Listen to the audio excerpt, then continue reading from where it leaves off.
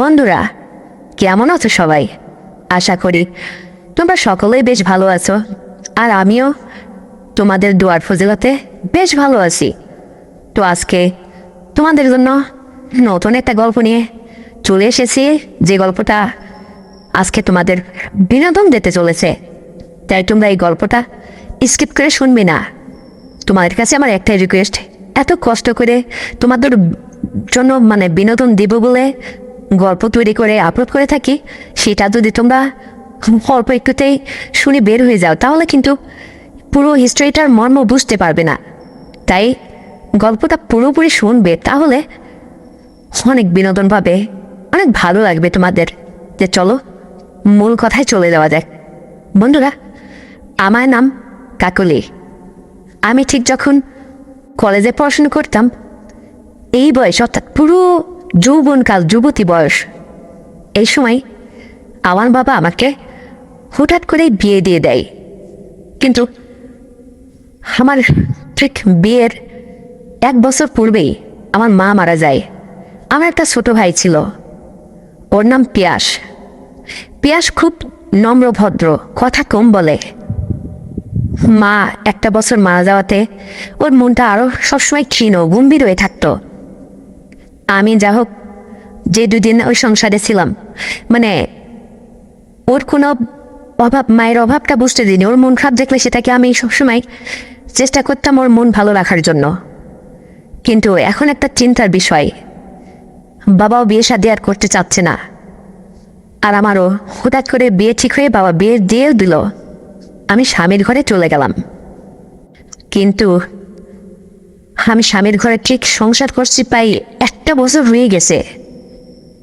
আমি যে কতটা যন্ত্রণার মধ্যে স্বামীর সংসারে দিন কাটাচ্ছি, এই দুঃখের কথাটা যার কাছে বলবো, অর্থাৎ মেয়েরা তো তার সংসার জীবনের যত ঝঞ্ঝট ঝামেলার কথাটা সর্বপ্রথম মার কাছেই শেয়ার করে। বাবাকে তো সব কথা মেয়ে হিসেবে বলা যায় না। কিন্তু আমার তো বলার মতো কোনো মানুষ ছিল না। এমনিতেই বাবা চাকরি করতেন, একটা ফ্ল্যাট নিয়ে শহরের বুকে ভাড়া থাকতাম। আর শহরের বুকে জানোই তো বন্ধুরা, পাশের প্রতিবেশীরা কেউ আপন নয়। সবাই ভিন্ন ভিন্ন জায়গা থেকে এসে শহরে বাস করে।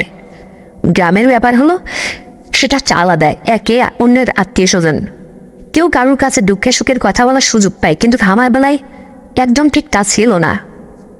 যা হোক, আমি আসলে স্বামীর সংসার করতে করতে যতক্ষণে আমার সমস্যা যত দিন যায় তত বেড়েই চলছে। আমার স্বামীর অনেক পরিবর্তন। একদিন বাবাকে বাধ্য হলাম আমার কষ্টের কথা, আমার যন্ত্রণার কথা খুলে বলতে। বাবা বলল, ঠিক আছে মা, যে কথাগুলো তুই বলছিস এগুলা তো আসলে না বললে আমি কি করে বুঝবো। আমি বললাম, তাহলে এখন আমি কি করব? যে সমস্যাটা বিয়ের ঠিক 2-3 মাসের মধ্যে থেকে আমার শুরু হয়েছে। আমি খুব ধৈর্য ধারণ করে এখানে মুখ চিমড়ে দাঁতে চিমড়ি দিয়ে পড়ে আছি। বলার মানুষ নেই, বলতে পারি না। অনেক দিন চেষ্টা করেছি তোমাকেই বলবো, তুমি বাবা হয়েছে তাতে কি হয়েছে, কিন্তু মুখে আসে না, আটকে যাই, তাই বলতে পারিনি। কিন্তু সমস্যা ভোগ করতে করতে আজ যখন আমার পিঠটা পুরো দেয়ালে ঠেকে গেছে, আজকেই তোমাকে বলতে বাধ্য হলাম। কি আর করার, যেটা তুমি ভাবো ভাবো। এখন বলো তো আমি কি করব? বাবা বলল, তোর স্বামী যেহেতু তোর মনের মতো হয়নি, তোর সব কিছু সুখে দুঃখে তোর মন জুগিয়ে চলতে পারছে না, তোর সমস্ত আবদার সে মিটিয়ে চলতে পারছে না একের পর এক, তাহলে আর কি করব? 1 বছর তো বিয়ের বয়স হয়েই গেল।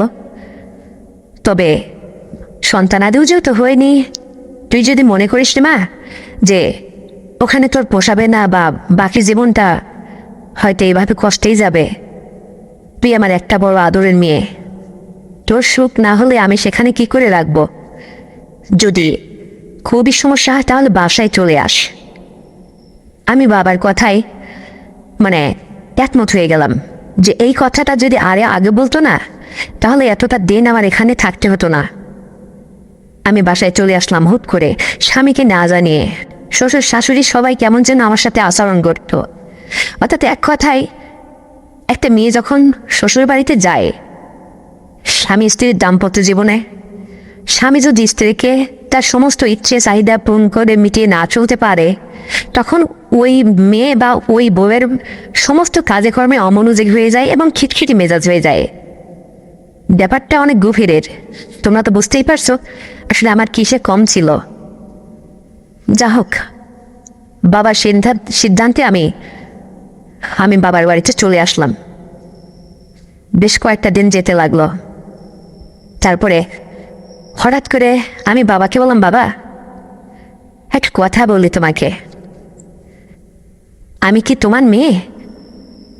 বাবা বলল, এ কেমন কথা রে কাকুলি, তুই আমার মেয়ে মানে? কেন হঠাৎ এই প্রশ্ন করলি? এটা তো বড় অদ্ভুত একটা প্রশ্ন রে। আমি বললাম, না বাবা, সত্যি করে বলো তো, আমি কি তোমার মেয়ে? তুমি কি আমাকে জন্ম দিয়েছিলে? বাবা থমকে চুপ করে আর কোনো কথা বলে না, দাঁড়িয়ে থাকলো। কিছু সময় বাদে বড় কষ্টে কষ্ট ভরা মুখে আমার কাছে এগিয়ে এসে মাথায় হাত থেকে বললো, কাজলি তাহলে আমার অতীত ঘটনাটা শোন তাহলে। আমি বললাম, বলো। বাবা তখন আমার মাথায় বেশ সহানুভূতির একটা হাত রেখে বলল, মারে, আমি যখন আমার জীবনে প্রথম বিয়েটা করি, ঠিক বিয়ের একটা মাস পরে আমার ওই বউটা মারা যায়। মানে তার অবিবাহিত জীবনেই রোগ শোকে ভরা ছিল। চেহারা সব কিছু ঠিক ছিল, শিক্ষিত ছিল, কিন্তু একটু রোগা রোগা ভাব ছিল। আমি ওই মেয়েটার চেহারায় মগ্ন হয়ে বিয়ে করতে রাজি হয়েছিলাম, বিয়েও করেছিলাম। কিন্তু বিয়ের এক মাসের মাথায় ওই মেয়েটা মারা যায়। ইতিপূর্বে তোমার মায়েরও একবার বিয়ে হয়েছিল। তোমার মা ওই ঘরে থেকে একটা সন্তান জন্ম দেয়, সে হচ্ছে তুমি। তোমাকে কখনো আজ অব্দি আমি যে তোমার জন্মদাতা পিতা নয় এটা কি বুঝতে দিয়েছি? আমি বললাম যে না, তা ঠিক বুঝিনি, কিন্তু মা যতদিন বেঁচে ছিল আমি কখনো আমার কানের গোড়ে কেউ এরকম কথা বলেনি। কিন্তু ইদানিং কালে দেখছি আশেপাশের মানুষ আমাকে এরকম কথা শোনায় যে, কাকলি তোমার মাটা মারা গেছে, তোমার মায়ের পৃথিবীতে তোমার আপন ছিল, তোমার বাবা আছে ঠিকই, ওটা তো তোমার জন্মদাতা বাবা নয়। এখানে আমি কনফিউজ, এই জন্য আজকে হয়তো এই কথাটা বললাম। বাবা বলল, হ্যাঁ ঠিকই শুনেছ, হয়তো তোমাকে কেউ কিছু বলেনি, তবে এটাই সত্য, তোমাকে আমি জন্ম দেইনি।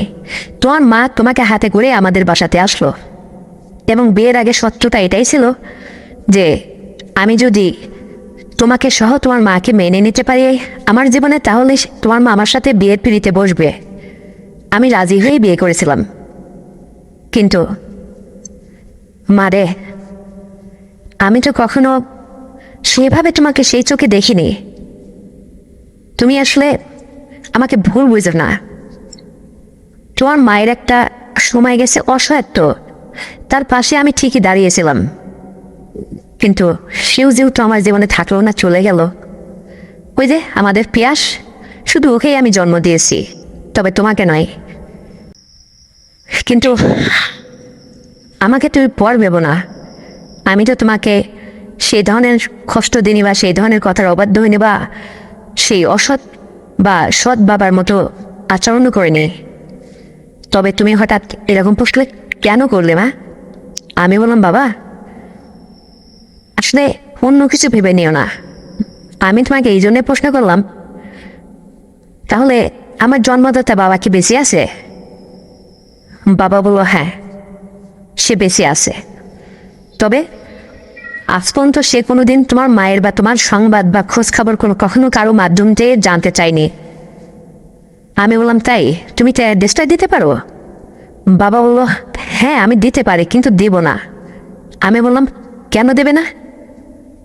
বাবা বলল, এই জন্যই দেব না যে তার নিজের বউকে না হয় মানে সারিয়ে ছুড়িয়ে ভুলে গেছে, কিন্তু একটা মেয়েকে যেহেতু জন্ম দিয়েছে, সেই মেয়েকে ভুলে সে কী করে থাকে? কোনোদিন একটাবার খোঁজ নিয়ে ট্রাই করলো না? আর সেই বাবার কাছে তুমি কেন যাবে বা দাঁড়াবে বা খোঁজ নিতে চাও? আমি বললাম, দেখো কিছু মনে করো না, যে আমাকে এই পৃথিবীতে জন্ম দিল, তার মুখটা অন্তত একটা বারের জন্য আমি দেখতে চাই। তখন বাবা বলল, ঠিক আছে, দেখবে আড়াল থেকে আমি তার সামনে নিয়ে যাব, তোমাকে ইশারা করে দেখাবো, তবে তুমি কিন্তু কথা দিয়েছ তুমি তার সাথে কোনো কথা বলতে পারবে না, কোনো আবেগে উদ্বুদ্ধ হয়ে তার সামনে ভেঙে পড়বে না, কথা দাও। আমি বললাম ঠিক আছে, এই যে কথা দিচ্ছি।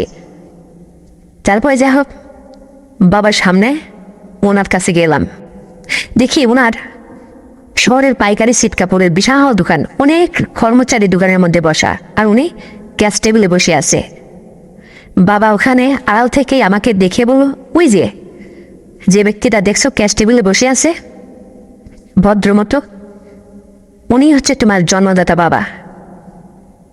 আমি দেখলাম, তারপরে আমি ওখান থেকে যাই হোক চলে আসলাম বাবার সাথে, বাবার কথা রেখেছি। তারপরে একের পর এক যেতে যেতে কয়েক মাস পেরিয়ে গেল। ও সংসার থেকে, স্বামীর সংসার থেকে কেউ খোঁজ নেয় না। শ্বশুর শাশুড়ি তো কেমন জন্য দজ্জাল ব্যবহার করতো আগে পরের থেকেই, কারণ আমার মনেই শান্তি নেই। স্বামী আমাকে কোনো কিছুতেই ভরপুর সুখ দিতে পারতো না, তৃপ্তি দিতে পারতো না। আর এই কথা আমি কাউকে বলার মতো মানুষ পাইনি। একেতেই আমার মা বেঁচে নেই। এই সংসার থেকে যেতে হলে বাবার অবশ্যই অনুমতি লাগবে, তা না হলে আমার ভবিষ্যতে যদি সংসার করতে চাই বা এই ঘর থেকে যদি একেবারে চলে যায়, তাহলে আমার দায়িত্বটা কে নেবে? তাই হয়তো বাবাকে রাজি খুশি করেই আসলাম। তারপরে এক যাই দু যাই এরকম করতে করতে সামনে ঈদের সময় আসলো। ঈদ, বাবা আমাকে টাকা দিল, 10,000 টাকা দিয়ে বলল, কাকিলিমা তুমি আর তোমার ছোট ভাই পিয়াস এই দুজনের যা কিছু আনুষঙ্গিক লাগে ঈদ উপলক্ষে এটা মার্কেট করবে। আমি বললাম ঠিক আছে বাবা। কিন্তু এই সময় আমার স্বামী, তার সাথে আমার ডিভোর্স হয়নি, মানে তার বউ হিসাবে আসি, কিন্তু কোনো খোঁজ নেই যে বছরকার দিন আসলো, ঈদ আসলো, কি আমি তার সংসার করবো কি করবো না, কোনো খোঁজ নেয়নি। আমিও চুপচাপ বাবার সংসার এভাবেই পড়েছিলাম, চলছিল এভাবেই। হঠাৎ করেই আমি যেদিন মার্কেট করতে গেলাম বাবার দেওয়া টাকা দিয়ে, সেদিন আমি পিয়াসকে সাথে নিয়েছিলাম। পিয়াসকে কোনো কিছু বুঝতে দেয়নি। ওই দোকানে যে এটা ওটা কেনার চলে পিয়াসের প্যান্ট শার্টের কাপড় বের করে পছন্দ করতেছিলাম। পাশাপাশি আমার সেই বাবার পাশে গিয়ে মানে ওই সিটটাতে বসলাম। বাবা ক্যাশ টেবিলে বসে আছে, অর্থাৎ যে আমার জন্মদাতা বাবা, সে কিন্তু আমার পরিচয় জানে না। আমি বোরখা পরে মুখটা বেঁধে গেছি, বুঝবে কি করে? আর দেখলেও তো চেনার কথা না। সে তো আমি যুবতী হওয়া বা সাবালিকা হওয়ার এত উপন্দ, সে তো তার মনে থাকার কথাও না। যা হোক, এক কথায় দু কথায় আমি যখন মানে এটা ওটা ওই দোকান থেকে খরিদ করলাম, কিনলাম, ঠিক এমন একটা পরিবেশে আমি একটু আপত্তি করে জানালাম যে এটার কিছু কম রাখেন, এটার প্রাইস একটু বেশি হয়ে যাচ্ছে। কর্মচারীরা বলে ওই যে মহাজন বসে আছে ওখানে বলেন, যদি 2-100 কম দিতে হয়, উনি যদি কম রাখবে। আমি তখন আমার বাবা নামের ওই লোকটির কাছে গিয়ে বললাম, দেখুন এত টাকা জিনিস নিয়েছি, কিছু কম রাখবেন না? না, এটা আমাদের পাইকারি দোকান, আমরা এমনিতে খুচরা কম বিক্রি করি, ঈদ উপলক্ষে কিছু বেচা বিক্রি হাতে কেটে করতেছি, তো ঠিক আছে তুমি 500 টাকা কম দাও। আমি ঠিক তাই দিলাম। উনি টাকাটা আমার হাত থেকে যখন নিতে আসলো, আমি টাকাটা চেপে ধরছি। আমি বললাম, আপনার সাথে আমার খুব জরুরি ভিত্তিক, খুব জরুরি কথা ছিল। বলো, আমার সাথে তোমার কিসের কথা? কে তুমি? তোমার পরিচয়টা আগে বলো। আমি বললাম, সব কথা বলবো, তবে আপনার কন্ট্যাক্ট নাম্বারটা একটু দেন। উনি ওনার কন্ট্যাক্ট নাম্বার একটা কাগজে লিখে আমার কাছে দিল। আমি ওই নাম্বারটা নিয়ে এসে রাত্রে একা একা ঘুমাই আলাদা রুমে, পিয়াসের মতো, আর বাবা আলাদা একটা রুমে ঘুমাতো। হঠাৎ করে তার ওই দেয়া নাম্বারটাতে আমি ফোন দিলাম, দিয়ে বললাম, বাবা। বলছে, বাবা মানে কে তোমার বাবা? আমার তো এত বড় মেয়ে নেই। আমি তখন বললাম, দেখো তোমার যে বিয়ের বউ, তার যে একটা বাচ্চা ছিল, কন্যা সন্তান। বলল যে হ্যাঁ ছিল, কিন্তু সেটা তুমি কি করে জানলে, তুমি কে? আমি বললাম আমি সেই মেয়ে, আমার মা বেঁচে নেই, মা মারা গেছে। আর আমার মা এসে যার সাথে দ্বিতীয়বার কাজ হয় উনি বেঁচে আছে, কিন্তু মা নেই। আর আমি সেই কাকলি, তুমি আমার জন্মদাতা পিতা। এখন তো চিনতে পারছো? বলে তাই সত্যি বলছো তুমি? তুমি এত কিছু কি করে জানলে, তুমি কাকলি? আমি বললাম হ্যাঁ, এটা অবাক হওয়ার কিছু নেই। তবে আমাকে কেউ কোনোদিন তোমার পরিচয় জানার সুযোগ করে দেয়নি। আমি খুব চেষ্টা করেছি, যখন আমার বুদ্ধি হয় আমি অনেক মানুষের মুখে জানতে পারি যে আমি আসলে আমার মায়ের হাত ধরে এই সংসারে আসছি। কিন্তু এই বাবাটা আমার আসল বাবা নয়, আসল বাবা হচ্ছে তুমি বাবা। তখন আমার বাবা বলল, কাকুলি তুমি কালকেই একটু আমার দোকানের উপরে আসো, এবং সে একা আসবে, কেউ যেন না বুঝতে পারে। আমি বললাম ঠিক আছে। তারপর যাই হোক, আবারও আমি একটা কোনো কিছু অজুহাত দেখিয়ে বাসার থেকে কেনার নাম করে বের হয়ে ওনার দোকানের সামনে আসলাম। সালাম দিয়ে বললাম যে আমি কাকলি। তখন বুঝতে পারল। সমস্ত কর্মচারীকে উনি বললেন, তোমরা সবাই ঠিকঠাক বেচাকিনা করো, দেখে শুনে ঠিকঠাক কাজ করো, আমি একটু আসছি বাসার থেকে। এই বলে আমাকে উনি ওনার কার গাড়িতে করে নিয়ে বাসায় গেল। একটু দূরে 10 মিনিট যেতে হয়। ওনার দোতলা বাড়ি। বাড়িতে যেয়ে দেখি উনি আজ অব্দিও বিয়ে শাদী করেনি। কেন করেনি তাও জানি না। আমাকে নিয়ে যাওয়ার পরে বলতেছে, এই বাড়িতে শুধু আমার মা অর্থাৎ তোমার দাদি, এই যে মুরব্বী, লাঠিতে ভর দিয়ে হাঁটাহাঁটি করে আস্তে আস্তে, ভালো করে চোখে দেখে না। আর আমি তোমার মা আমার জীবন থেকে চলে যাওয়ার পরে হয়তো আমি বিয়ে শাদী কোনোদিন করিনি। টাকা পয়সার পিছনে ছুটতে ছুটতে নিজের জীবনের প্রতি অতটা খেয়াল করাও হয় না। আজকে উপরওয়ালা আমারে লক্ষ লক্ষ কোটি কোটি টাকার মানুষ বানিয়েছে। এই শহরে বাড়ি কয়েকখান করছি, গাড়ি, কত লোকজন আমার কাছে খেটে তাদের জীবিকা নির্বাহ চালায় করে। কিন্তু তুমি এতটা বছর পরে, এটা আমি খুবই খুশি হয়েছি তুমি আমার কাছে আসছো। আমি বললাম তাই তো আমি তো থাকতে পারবো না, তোমার সব কিছু দেখে গেলাম। আর তুমি যে আমার জন্মদাতা বাবা, তোমার সব কিছু জানার পরে বা তোমার সাথে একটু কথা বলার সুযোগ হয়েছে বিধায় আমার প্রাণটা জুড়াই গেছে। আমাকে একটু রেখে আসো, আমি বাসায় চলে যাবো। বলো না, তুমি যে কোনো সময় যে কোনো মুহূর্তে এখানে চলে আসতে পারো, তুমি আমার মেয়ে, তোমাকে বিয়ে শাদী আমি দেব। কিন্তু আমার বাবা ততক্ষণে জানতো না যে আমার একবার বিয়ে হয়েছে। সেখানে সে সারাসারি হয়নি, কিন্তু আমি তো বাবার বাড়িতে রাগ করে চলে আসছি, এটা উনি জানে না। ওনাকে সব কথা বললাম। এ কথা শুনতেই উনি বললেন, আরে ধ্যাত, যে ছেলের দিয়ে জীবন চলে না তাকে জীবন থেকে সরিয়ে দাও, নতুন করে সংসার করো। ছেলে মেয়ে যেহেতু হয়নি, বোকা মেয়ের মতো পড়ে আছে কেন? আর আমার মতো বাবা থাকতে তোমার পৃথিবীতে আর কোনো চিন্তা নেই। যত টাকা পয়সা লাগুক, যদি তুমি সুযোগ করে দাও আমি তোমার বিয়ে শাদী দেব। আমি বললাম ঠিক আছে। তারপরে আমি ওখান থেকে যা বাসায় চলে আসলাম। ভালোই লাগতে লাগলো যে এতদিন পরে আমার জন্মদাতা বাবা আপন বলে একজন আছে এই পৃথিবীতে। এটা ভাবতেই খুব খুশি খুশি লাগলো। আর এই বাবাকে আমি যা অতটা বুঝতে দিইনি যে আমি আমার জন্মদাতা বাবার সাথে হয়তো কথা বলেছি বা সেখানে গিয়েছি। হঠাৎ করে একদিন এই বাবা জানতে পারে যে বাবার ঘরে আমার মার দ্বিতীয় কাজ হয়, যে আমি চুপি চুপি ওখানে যাই বা দেখা করি। এটা উনি বুঝে ফেলে, যেভাবে হোক জানতে পারে। এটা আসলে আমি বুঝে উঠতে পারিনি। সেদিন থেকে উনি আমার সাথে কেমন একটা আচরণ করতে লাগলো, মানে এমন আচরণ আমি তার মধ্যে জীবনে কখনো আশা করিনি। হঠাৎ করে একদিন অফিস থেকে ফিরেই বলতেছে, কাকলি এদিকে এসো তো। আমি তার হাতে ধরে রাখা ব্যাগটা হাত থেকে নামিয়ে বললাম, কি এর মধ্যে বাবা? বলো অনেক কাপড় চুপড় আছে, আর কিছু খানাপিনা আছে, নাও রাখো, আমি আসছি, তোমার সাথে আমার খুব জরুরি ভিত্তিক কয়েকটা কথা বলার ছিল। আমি বললাম ঠিক আছে, তুমি ফ্রেশ হয়ে নাও, আমি তোমাকে খাবার দিব, আর খেতে খেতে সব কথা শুনবো। বললো ঠিক আছে, আসছি। তার মনটা কেমন যেন ভার ভার, মানে চিন্তিত চিন্তিত।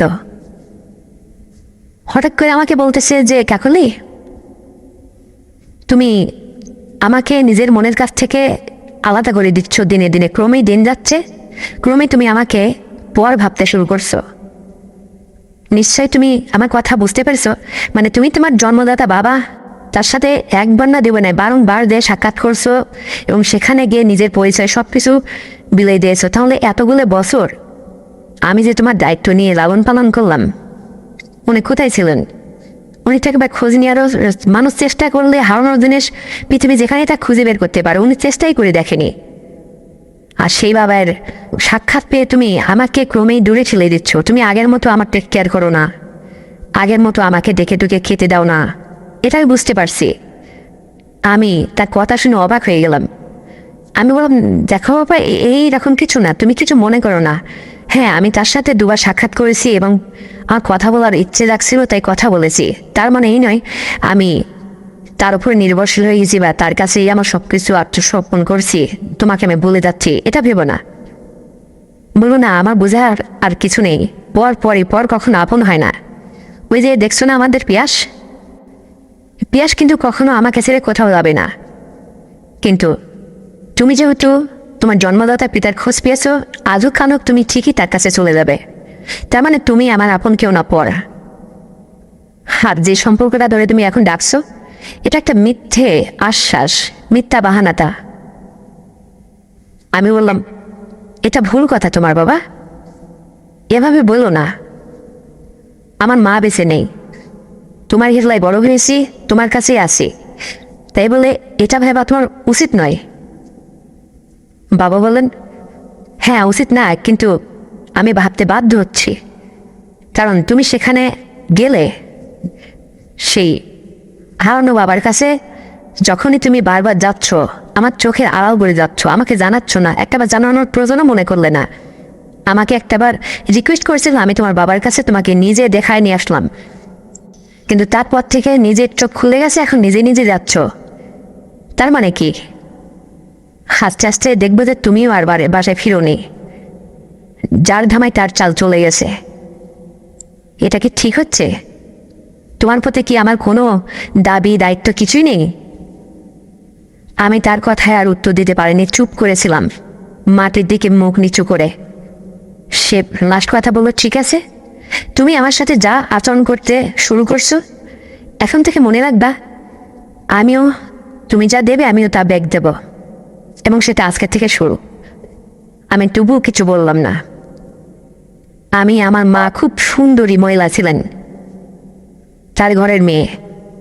আর আমার জন্মদাতা বাবা বিশাল উঁচু লম্বা, পাহাড়ের মতো, কি সুন্দর। এখনো দেখলে তাকে মনে হয় না যে সে একটা মানে অবিবাহিত ছেলের মতো লাগে। বয়স হয়েছে তার যথেষ্ট, কিন্তু যুবকের মতো লাগে, খুব হ্যান্ডসাম। কিন্তু আমি তার মেয়ে, আমি যেমনি উঁচু লম্বা তেমনি আমার সব কিছুই খুব সুন্দরী, পছন্দসই। একটা ছেলে দেখলে অবশ্যই চোখ ফেলতে পারে না। যা হোক, হুফুরাল্লাহ দেয়া তার সৃষ্টির অত প্রশংসার আমি নিজে মুখে করব না, সবাই তাই বলে তাই বলছি।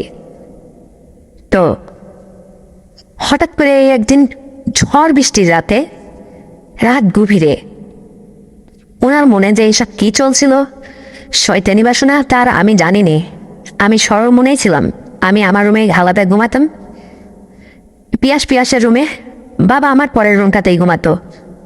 আর ওদিকে শ্বশুর শাশুড়ি আমার যেখানে বিয়ে হয়েছিল তাদের সাথে আমার কাগজ কলমে কোনো ডিভোর্স হয়নি, তবে তারা কোনোদিন আর খোঁজও নেয় না। এক এক করতে করতে বেশ কয়েকটি মাস পেরিয়ে গেল।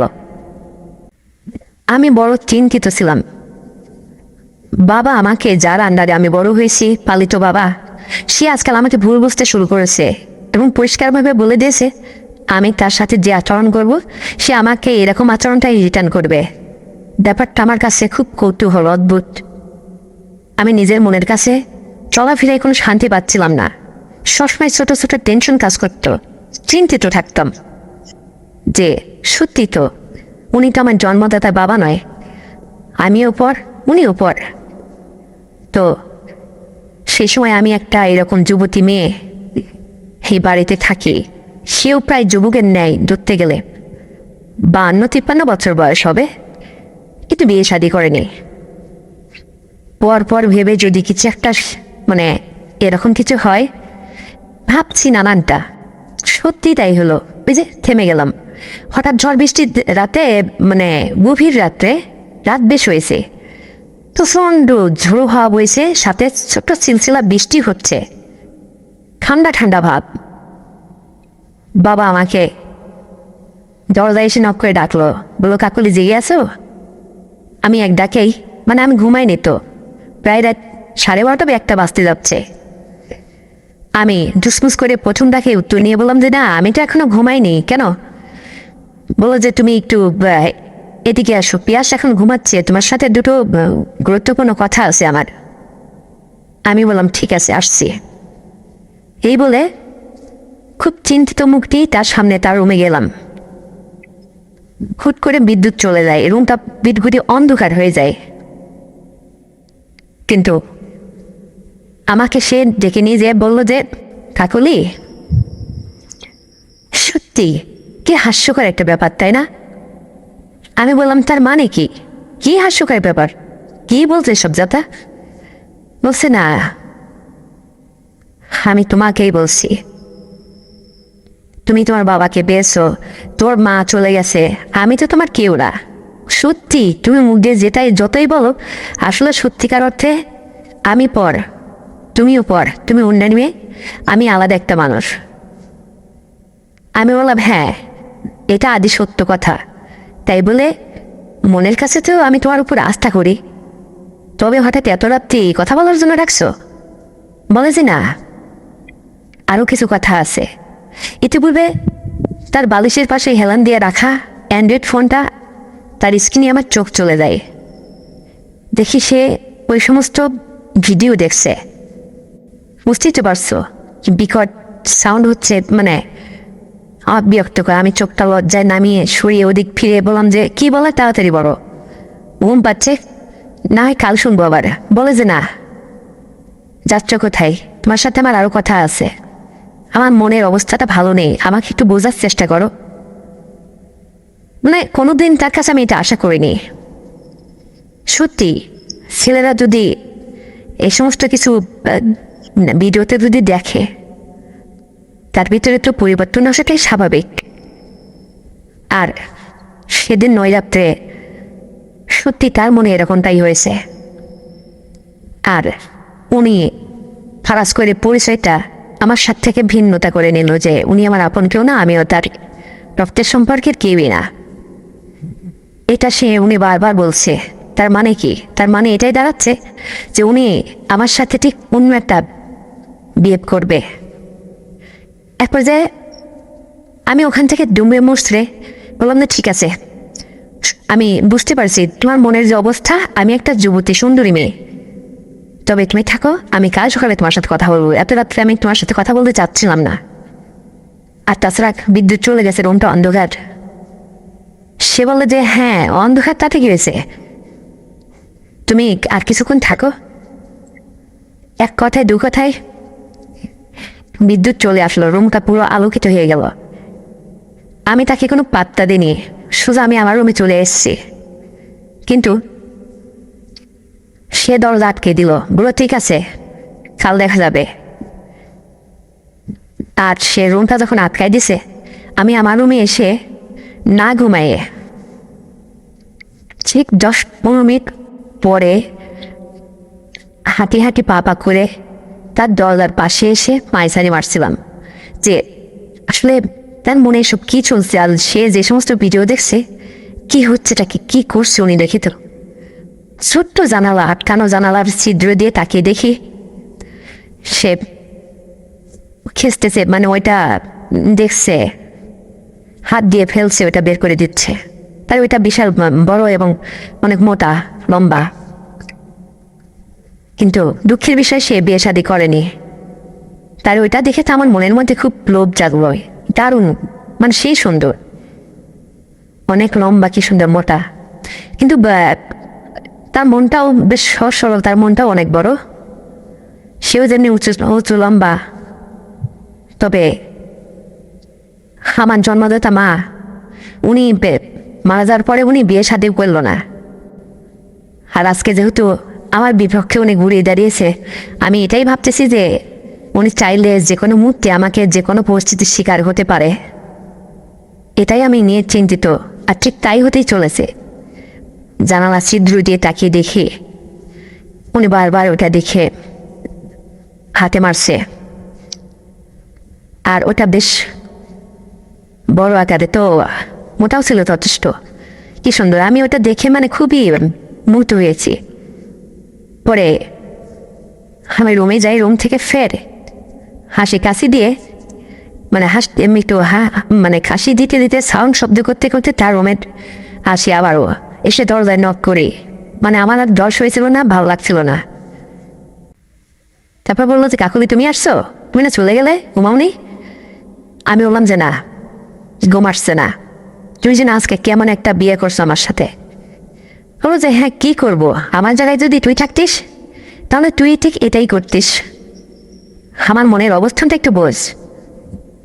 সেই ছোট্ট থেকে এত বড় হয়েছিস, কোনোদিন কি তোর সাথে আমি কোনো খারাপ বিহেভ করছি বা তোকে কখনো অভাব বুঝতে দিয়েছি? নিশ্চয় না। আমি বললাম না, তা তো করনি।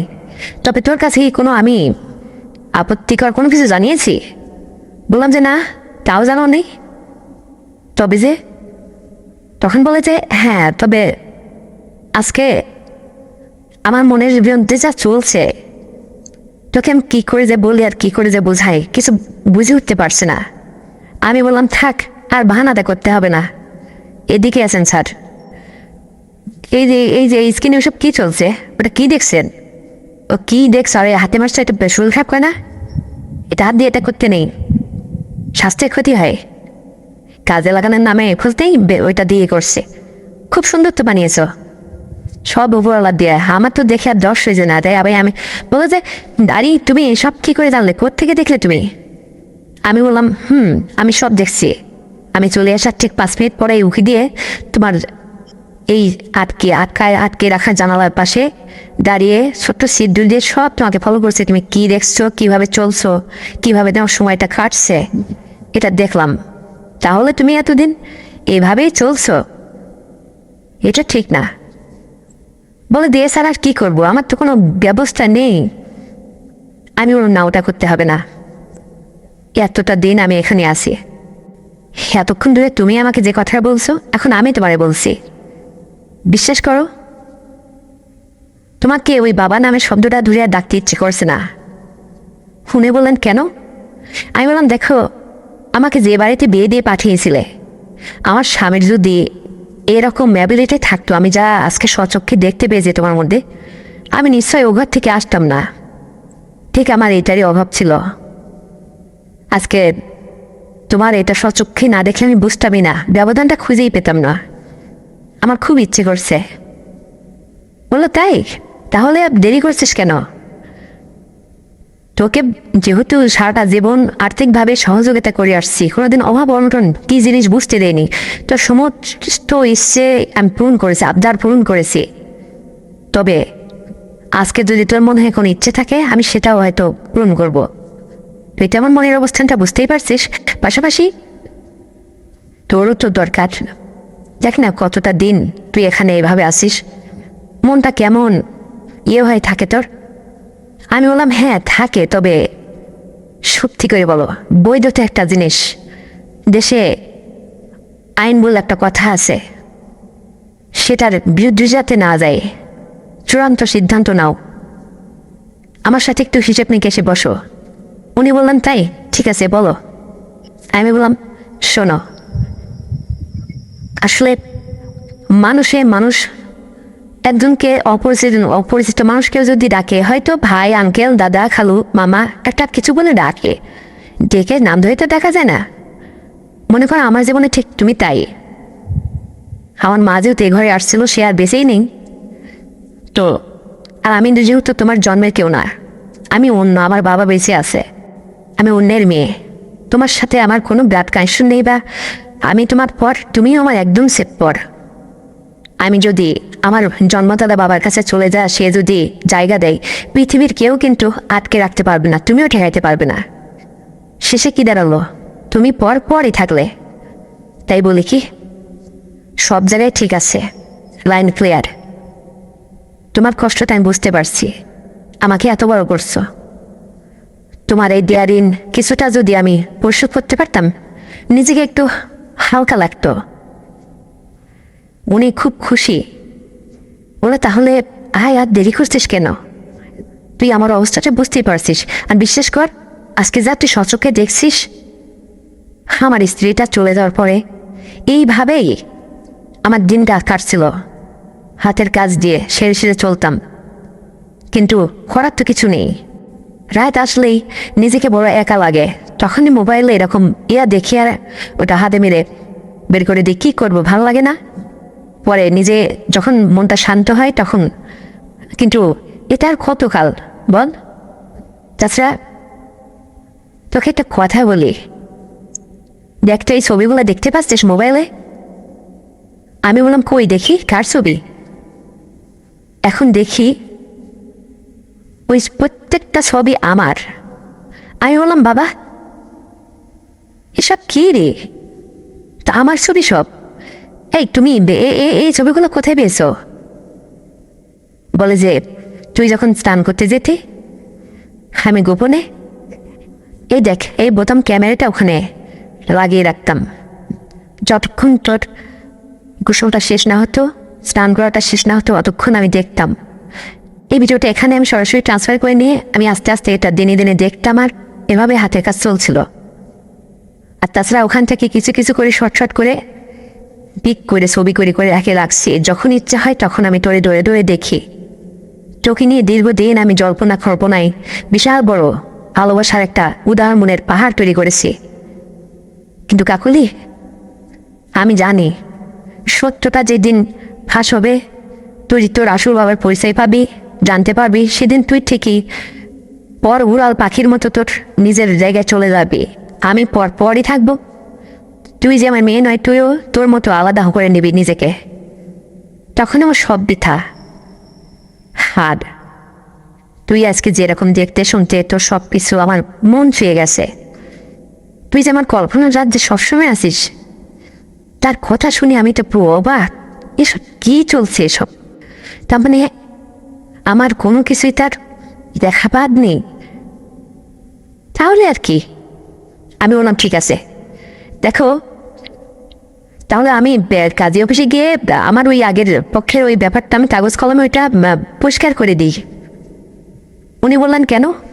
আমি বললাম, এই জন্য পরিষ্কার করে দেবো যাতে কারো দাবি আমার প্রতি, বইয়ের যে একটা দাবি, সেটার জন্য একটা ছেলে না করতে পারে। তারপরে বলে যে, তারপরে কি হবে? আমি বললাম, তারপরে যদি আমি সিদ্ধান্ত নিই যে আমি যাকে খুশি তাকে পছন্দ করে বিয়ে করব, তার সাথে সংসার করব, আর তাকে আমি সব কিছু উজাড় করে দিব। বলো, বুঝতে পারছি, তবে এখনকার ব্যাপারটা?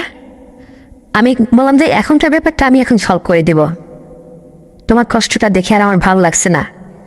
এইভাবে কেউ কষ্টে জীবন দান করে? এইভাবে মন মানসিকতা থাকলে বা কি তার দিন চলে?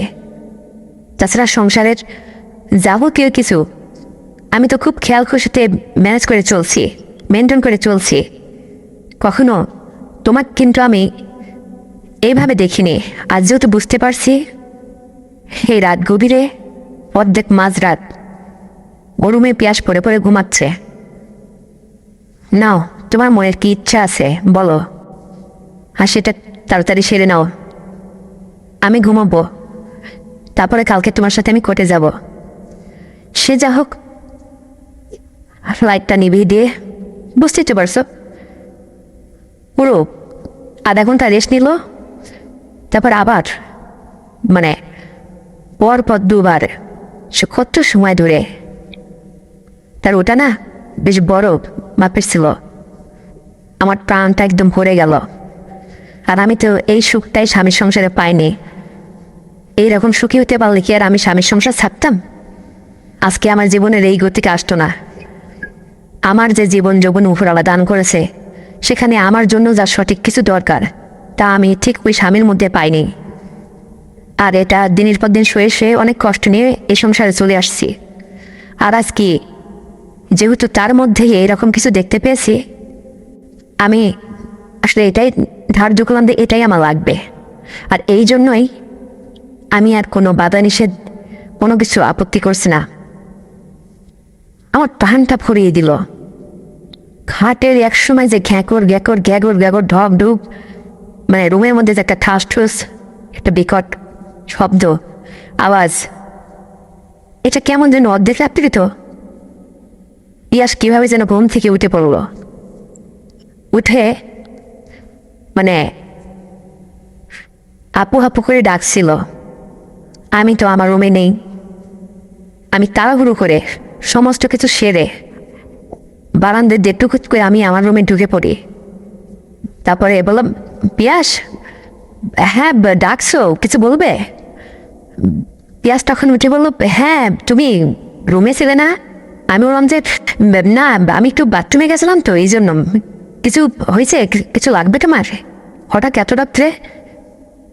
পিয়াস বলল, তুমি একটু শুনে যাও তো। আমি তখন আমার মুখটা কেমন ঘোরা মাখতেছিল, তোয়ালে দিয়ে ভালো করে পরিষ্কার করে ঠিক স্বাভাবিক অবস্থায় তার কাছে আসলাম। এসে বললাম, কি হয়েছে? বলে যে বাবাকে একটু ডাকো তো, বাবা একলা একলা ঘুমায়। বাবার আবার কিছু হলো টলো নাকি ঘুমের মধ্যে? মানে ওই রুম থেকে কেমন যেন একটা বিকট শব্দ আসলো। অনেক সময় ধরে এটা আমি শুনছি, আমার ঘুম পেয়ে গেছে, কিন্তু বাবাকে ডেকে সাহস পাচ্ছিলাম না।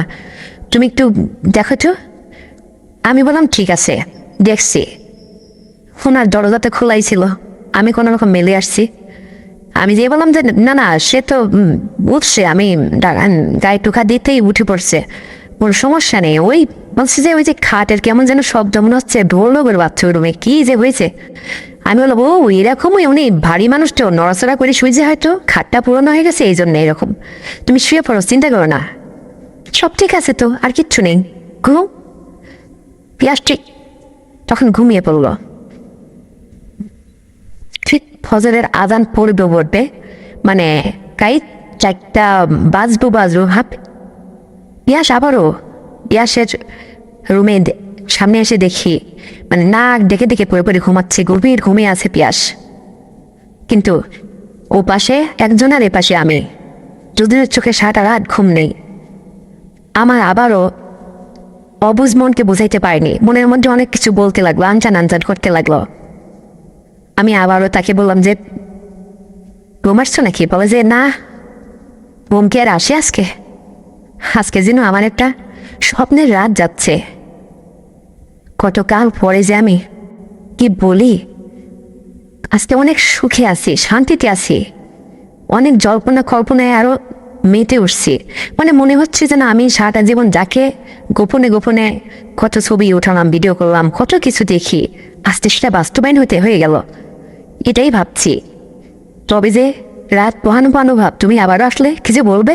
আমি বললাম যে হ্যাঁ, আমার খুব ইচ্ছে করছে তোমার পাশে একটু বলবো, আরো দুটা কথা বললি, তুমি বোঝো না?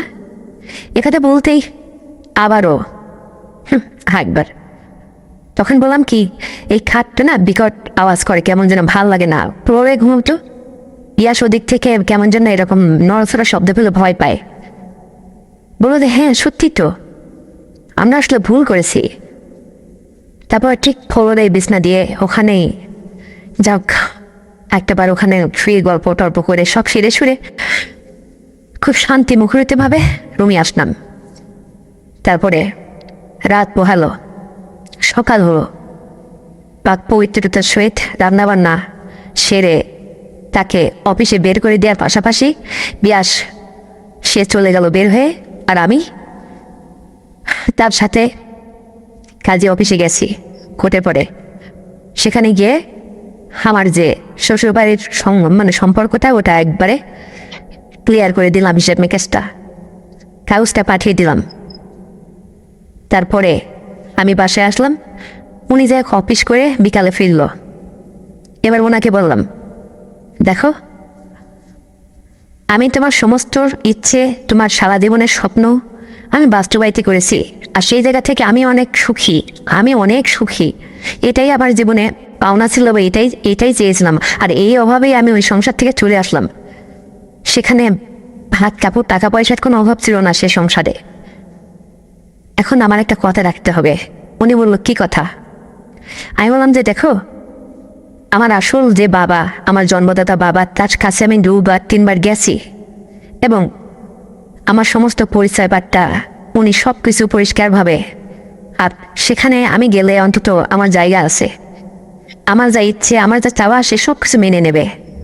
তাই আমি ডিসাইড করেছি, যেহেতু আমিও পর তুমিও পর, তোমার আমার সম্পর্কের মধ্যে আপন কোনো কিছু বা ব্লাড কানেকশন নেই, সেখানে আমি তোমাকে বিয়ে করতে চাই, তোমাকে নিয়ে বিয়ের পিড়িতে বসতে চাই। আমি তোমার মতো এরকম পারদর্শী হ্যান্ডসাম দর্শনদারী স্বামীকে আমার জীবনে চাই। হতে পারে তুমি আমার বয়স অনেক সিনিয়র, তাতে কিচ্ছু যায় আসে না, তোমার দম আছে বটে, আর তোমাকে আমি সিলেক্ট করেছি, আর তোমার মতো এইরকম ছেলেই আমার জীবনে লাগবে। তবেই আমি পরিপূর্ণতা, তৃপ্তি পাবো এবং সংসারে সুখ শান্তি লাভ করতে পারবো। মানুষ কখাল বাসে। এ কথা শুনে বললো, তাহলে তুমি কি এটা সত্যি বলছো নাকি নাকি আমার মন পরীক্ষা করছো? আমি বললাম, একদম না, আমি সত্যি বলছি। এখন তুমি সিদ্ধান্ত নাও তুমি কি করবে, ব্যাপারটা তোমার উপরে এখন আমি ছেড়ে দিলাম। উনি বললেন, ঠিক আছে, তাহলে পিয়াসকে কি বলবো? পিয়াস কি ভাববে? আমি বললাম যে পিয়াসকে আমি ম্যানেজ আজকের মধ্যে করে নেব এবং পিয়াস উপস্থিত থেকে তোমার আর আমার বিয়েটা সম্বন্ধ শেষ করবে।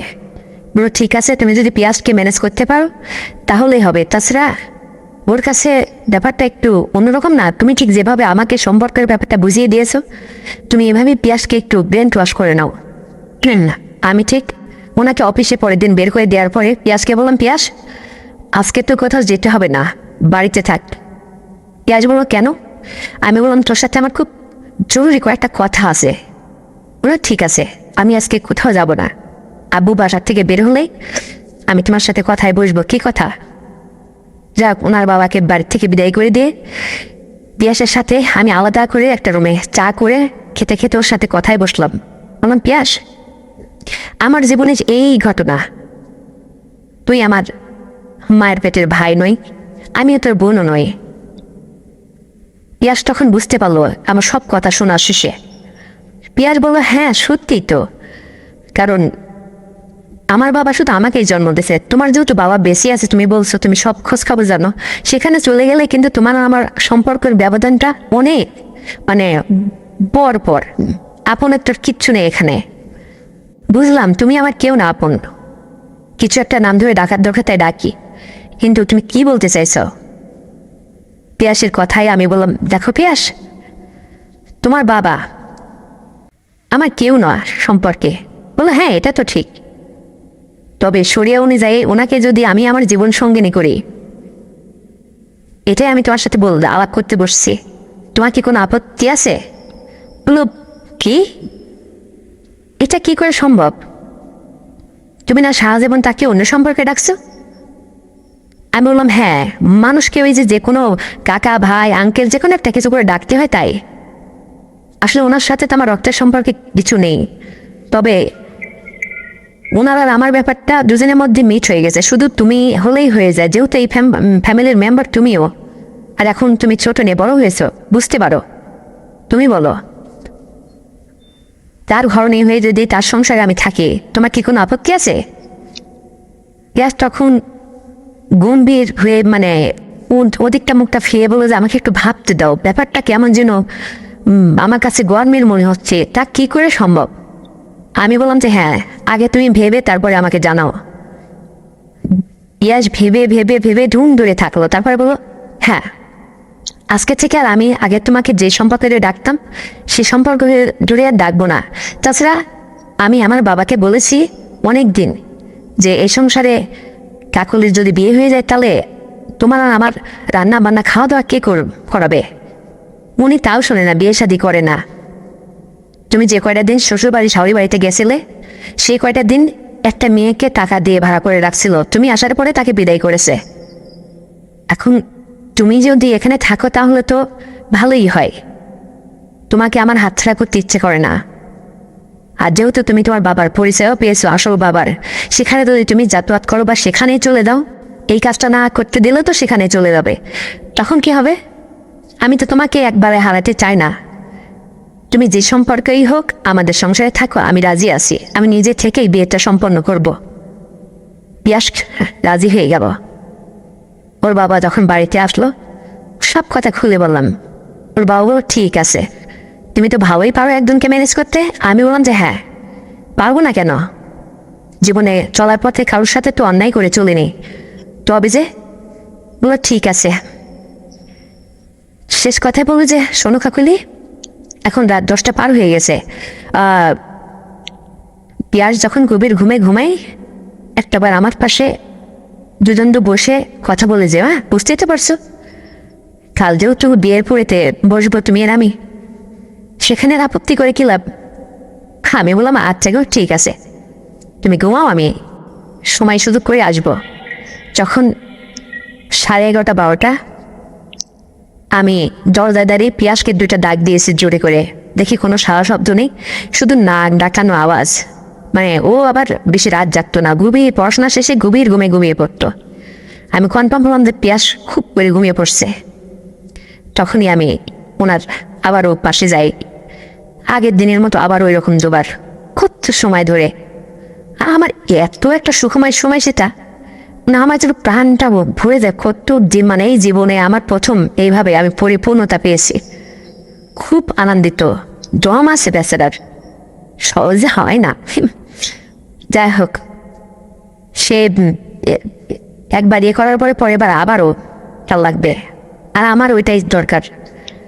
এইভাবেই 2বার ইয়ে করার পরে যা হোক বললাম, না ঠিক আছে, কালকে যেহেতু বিয়ের বিয়েতে 2জন বসবো, অনেক কিছু হাতে থাক, বাসরাত্রে আবার আমাকে বললো ঠিক আছে। পরের দিন ঠিক বাড়িতেই এক মুরব্বী কাজীকে ডেকে নিয়ে এসে পিয়াসকে সাক্ষী রেখে আমরা 2জন বিয়ের পিড়িতে বসে বিয়ের কাজটা সেরে ফেললাম। আমার আর তার বিয়ে হয়ে গেল। এই ব্যাপারটা আমি যে দ্বিতীয়বার এই কাজটা করতে গেছি, এটা আমার জন্মদাতা বাবাকে জানায়নি, কারণ এখনো হাতে সময় ছিল। তাকে যদি জানাই অবশ্যই এই কাজটা সে করতে দেবে না, বাধা হয়ে দাঁড়াবে। তাই হয়তো আমার ব্যাকগ্রাউন্ডটা তাকে সম্পূর্ণ এখনো বুঝাই দিইনি বা অধিকারটা দেয়নি, আমি একটু ফাঁকে ফাঁকে রাখছিলাম নিজেকে।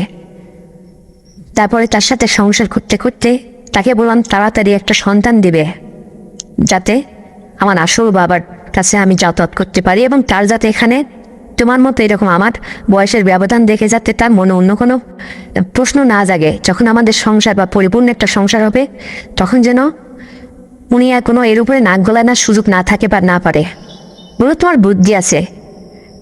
ঠিক ওই বাসরাত থেকে পরিপূর্ণ কয়েকটা দিন যেতেই আমার গর্বে সন্তান, মানে একটা রাতও আমরা মিস করতাম না। তার এই খিচে ফেলা দিয়ে আর ওই হাতে মারা কাজটা অন্তত আমি রক্ষা করেছি। এত সুন্দর আর ওইটা সে হাতে করে করে নষ্ট করে দেয়, সেটার থেকে অন্তত নিজেই ওইটা নিচ্ছিলাম, যা খুব ভালো লাগতো, প্রাণ ভরে যেত। অত লম্বা মোটা কি সুন্দর একটা মানুষ, মনটাও বেশ বড়, সহজ সরল, আমার প্রাণ ভরে যেতে লাগলো, কি সুন্দর। আর সেও খুব খুশি ছিল। তারপরে যা হোক, বছর হতে না হতেই আমাদের একটা ছেলে সন্তান হলো। এতদিনে আমি আমার আসল বাবার কাছে যাতায়াত করিনি, মাঝে মধ্যে মোবাইলে কথা বলতাম। হঠাৎ করে একদিন আমি আমার স্বামীকে নিয়ে তার সামনে দাঁড়িয়ে পড়লাম, বললাম যে এটা আমার স্বামী, এটা আমার কন্যা সন্তান, আর এই হচ্ছে আমি। সে বলল, আমার জীবন থেকে তুই চলে গেছিলে রে কাকুলি, কিন্তু তুই এত বড় হয়েছিস, শেষ পর্যন্ত তোর বাবা পাশে নেই বলে এরকম একটা বয়স্ক ছেলেকে বিয়ে করেছিস।